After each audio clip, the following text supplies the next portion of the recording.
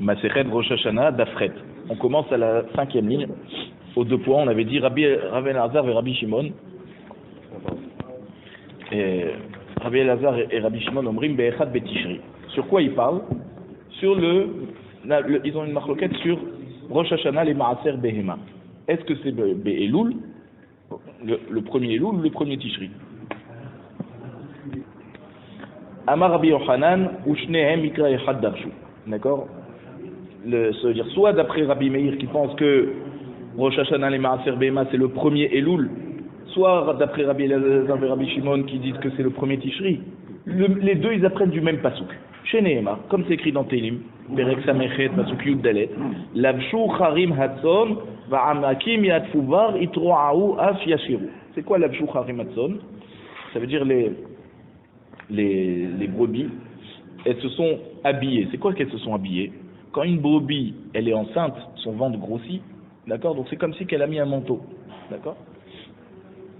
Va'amakim Yatfuvar, les Amakim, c'est les vallées, elles se sont recouvertes de récoltes. Bar, d'accord? On a déjà vu ce passouk dans Bar Valechem Mazon. Donc c'est de la récolte. Itroaou Afiachiru.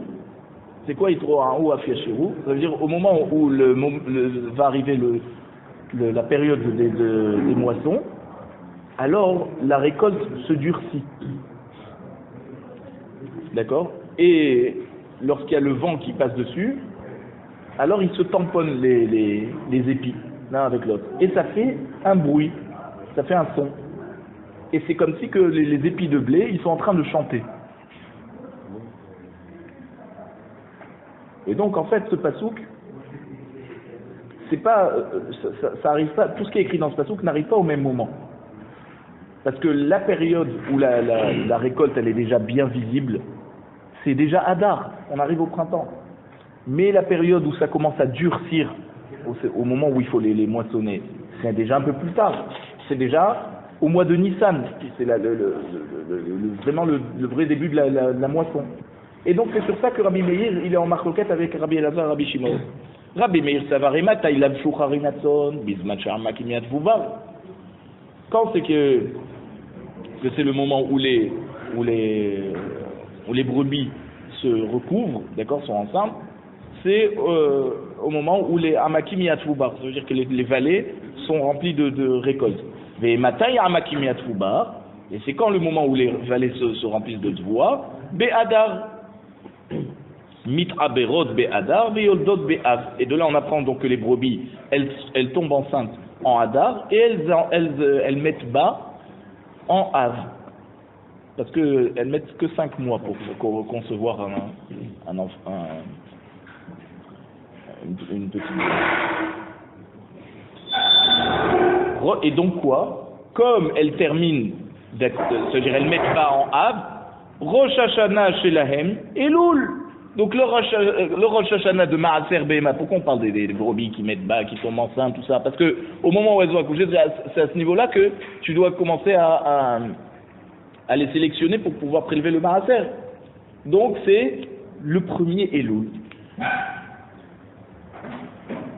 Tout ce qui sera né après le premier Elul, tu ne pourras pas le compter avec ce qui sera né avant.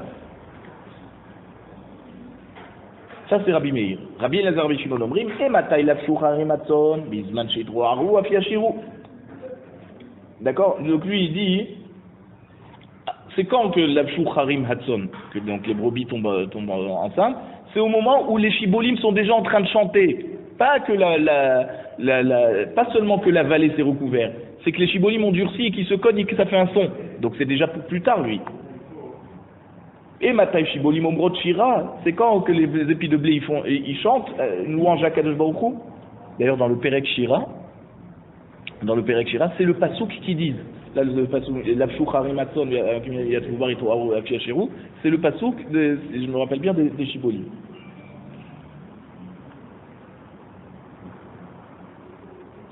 Et donc Shibolim Ombrot Shira, Benissan, Mit Aberot Benissan, Veyoldot Be'elul. Donc, Rosh Hashanah Shelahen, Tishrei. Donc, ils tombent enceintes en Nissan, pas en Hadar.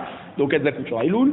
Et donc le Rosh Hashanah de Maaser Behema, c'est le premier Tishri. Voici la marloquette entre Rabbi Meir et Rabbi Elazar et Rabbi Shimon sur le même pasuk. Veidach Dami. Alors on pose la question, et l'autre aussi, c'est-à-dire Rabbi Meir, quand c'est qu'il chante? C'est en Nissan. Donc pourquoi toi tu as dit que c'est plus tôt? C'est déjà en Hadar. Il te dit, Aou, Be'aflata de Havian Benissan. Il te dit, on parle là-bas pour les Kvasim qui ont tardé à tomber enceintes.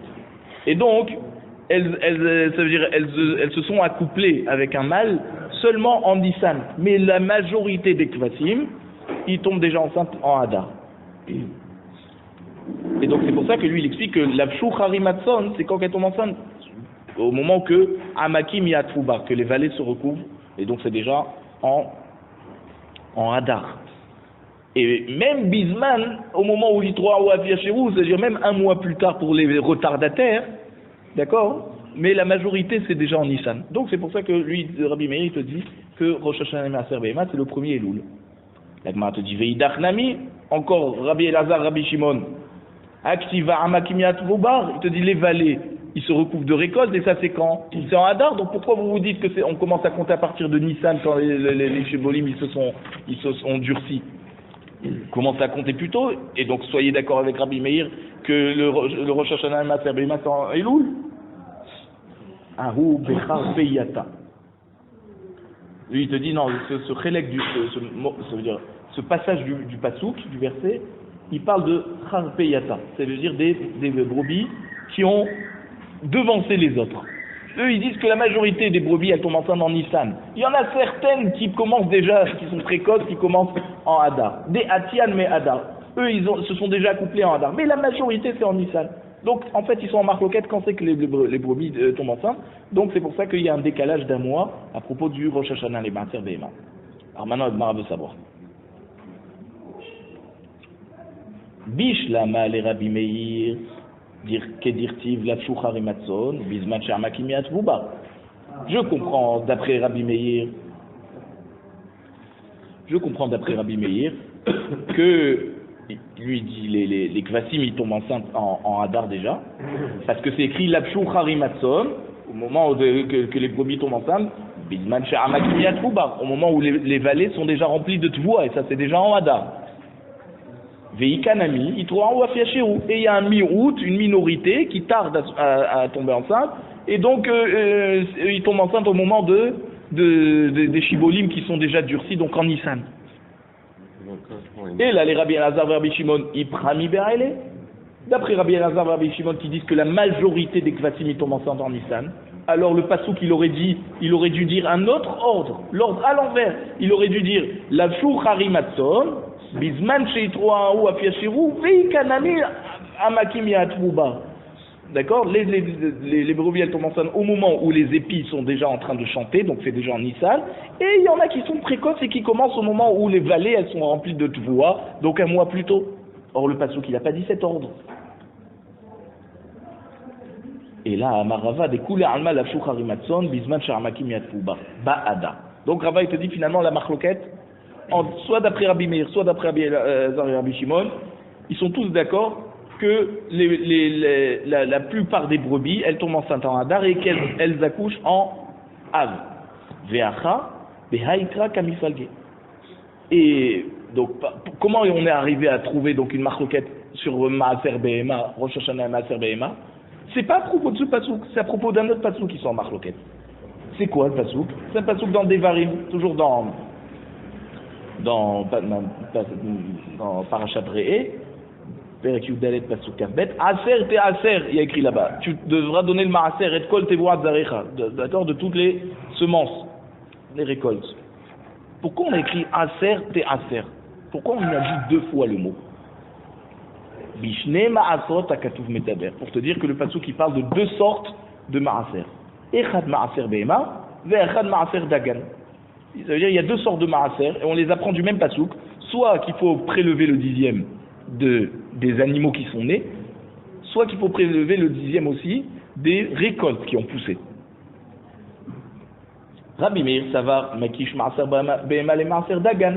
Donc Rabbi Meir, il pense qu'on doit les associer, ils sont dans le même pasuk. Aser te Aser. Donc c'est deux sortes de Maaser Ma Maaser Dagan Samouk Ligmaro Isuro. De même que le Maaser de la récolte, c'est au moment où tu as terminé de travailler, tu es en train de moissonner. Et donc c'est quand son Rosh Hashanah par rapport au Maaser? C'est au moment où tu le rentres à la maison, d'accord? Au moment où tu rentres à la maison, la récolte, d'accord? C'est pour ça qu'il y en a on avait dit qu'il faisait passer par la fenêtre, d'accord? Pour pas être rêve de Maaser. Donc au moment où tu fais passer par la porte le Maaser,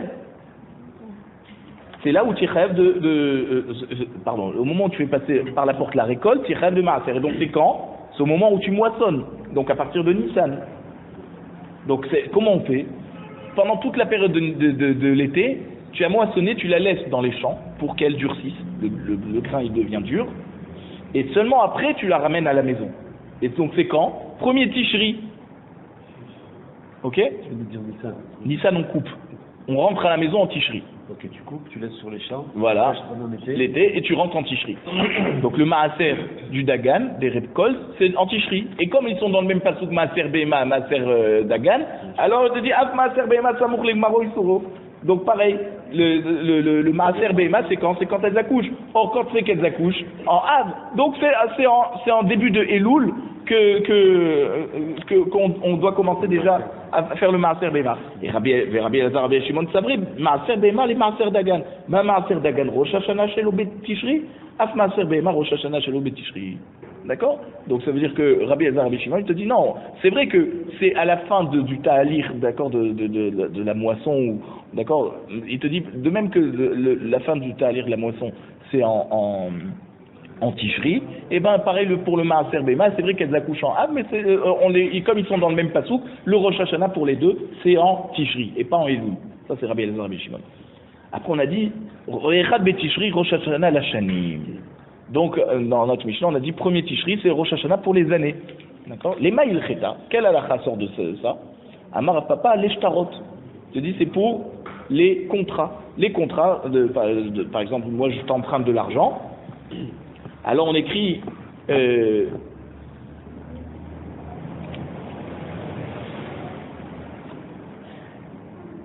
On écrit par rapport au Rosh Hashanah. Alors il te dit, dites-nan, parce qu'il y a la Mishnah dans la Sechet Shvit, Perekut Mishnah, qui te dit, Shitrechov Amukdamim, des contrats qui sont trop tôt. C'est quoi qui sont trop tôt?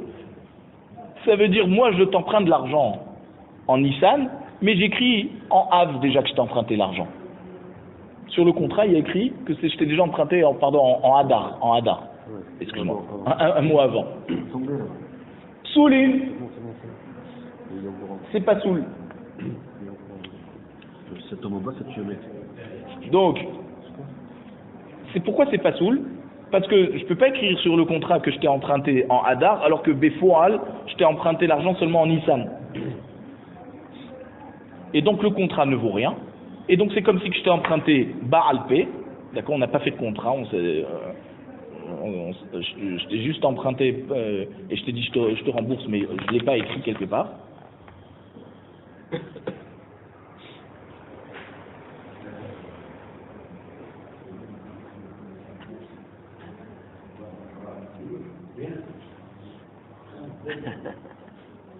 Et donc c'est pour ça qu'on a annulé le shtar. Parce qu'il faut savoir que le fait que le shtar est faux, alors il va y avoir une incidence sur les biens que l'emprunteur va vendre pendant cette période.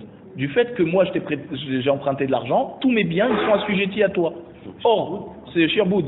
Donc comme le contrat il préconise que tu m'as prêté l'argent déjà en Hadar, alors que finalement tu me l'as prêté en Nissan, ça veut dire que si le contrat il avait écrit pour un an, ça veut dire Hadar l'année prochaine, toi tu vas venir, tu vas me réclamer. Or BSM, j'ai jusqu'à Nissan pour te rembourser. Donc ça veut dire que si moi j'ai vendu un terrain pendant Hadar, d'accord, à mon voisin, et ben toi tu vas aller chez mon voisin récupérer le terrain, alors que finalement tu n'avais pas à le prendre parce que l'année n'était pas encore vraiment terminée. Donc Chachamim ils ont fait un knas que le contrat est caduc et donc il ne peut pas récupérer de ça. Ve'ameucharin kshirin. Par contre, si le contrat il est en retard, là c'est kasher. C'est-à-dire moi tu me prêtes l'argent en Hadar et on écrit sur le contrat que tu m'as prêté en Nissan. D'accord? Donc c'est kasher. C'est comme si tu m'as laissé un mois de plus pour te rembourser. Donc, pourquoi on nous parle de ça? C'est pour nous dire qu'en fait, il faut connaître la date par rapport aux années du roi. Les années du roi qui sont inscrites sur le contrat.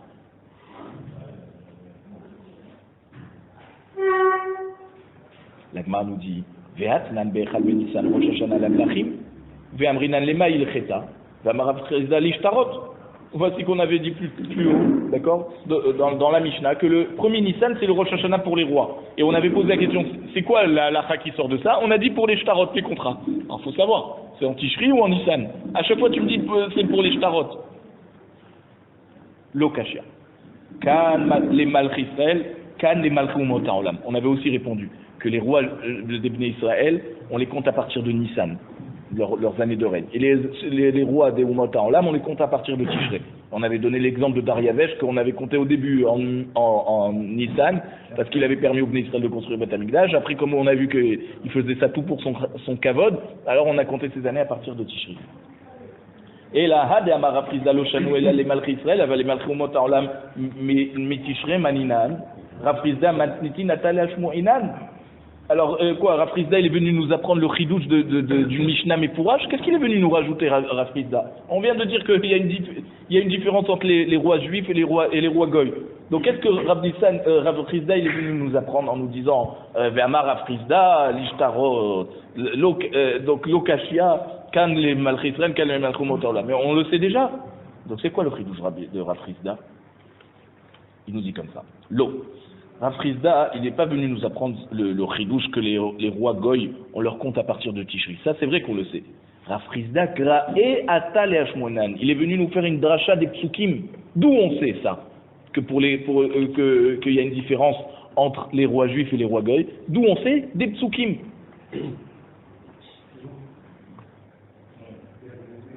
Comme on avait vu là-haut dans Daf Gimel. Avec Dariavesh, justement. Veibaritema, si tu veux, je te dis une autre réponse. Rafrizda, Kerabizira Matnela. Rafrizda, en fait, lui, il pense que, comme Rabizira, qu'est-ce qu'il a dit Rabizira? Des Rabizira Amar Latkoufa, Verabi Elezerhi, de Amar Betishri Nivra Olam. Donc en fait, Rafrizda, il pense comme Rabizira, qui nous a dit que quand notre Mishnah nous dit que le premier Tishri, c'est Rosh Hashanah pour les années, c'est quelles années qu'on parle? Pas les années de règne. Les années depuis la création, voilà, la création du monde. Verabi Elezeri, Damar Betishri, Nivra Olam. Dans les Tkoufot, c'est les saisons en fait. Il y a 4 saisons. D'accord? Et donc les saisons, à partir de quand on les compte? À partir de Tishrei. Donc Tishrei, c'est l'automne, après il y a l'hiver, le printemps et l'été. Voilà, c'est pour ça qu'il a commencé par Tishrei pour les Umot Haolam. Voilà, il te dit, ça n'a rien à voir avec l'histoire des Umot Haolam, c'est pour nous dire que le Rosh Hashanah des Tkoufot, le Rosh Hashanah des saisons, c'est à partir de Tishrei. Rav Nachman bar Yitzhak Amar, les din. Rav Nachman bar Yitzhak te dit, quand c'est qu'on te dit que Rosh Hashanah c'est en Tishrei pour les années, c'est pourquoi? Pour te dire que Akadosh Baruch Hu, il juge le monde. Et c'est quand qu'il juge le monde? À Rosh Hashanah, en Tishrei. Dirtiv, Mereshit Hashana ve'Adar Harif Shana. D'accord, Akadosh Baruch Hu a ses yeux Tamid ene Hashem Elokecha ba. Hashem a toujours ses yeux orientés vers Eretz Israël depuis le début de l'année jusqu'à la fin de l'année. Et c'est quoi Mereshit Hashana? Nidon Mayehe Bechol Sofa. Donc ça veut dire qu'au début de l'année, Akadosh Baruch Hu il juge qu'est-ce qui va se passer jusqu'à la fin de l'année. C'est pour ça qu'on dit Mereshit Hashana ve'Adar Harif Shana. Mimaï de Tishrei, d'où tu sais alors qu'il juge en Tishrei? Dirtiv tik'u b'chodesh shofar, b'kesel leyom chagenu. S'il vous plaît. C'est écrit donc dans Teilim P Aleph, Pasuk d'Aleph, sonnez dans le mois du shofar, b'kesel leyom chagenu. C'est quoi? C'est le jour de la fête où on est recouvert. C'est quoi? On est recouvert. Qu'est-ce qui est recouvert?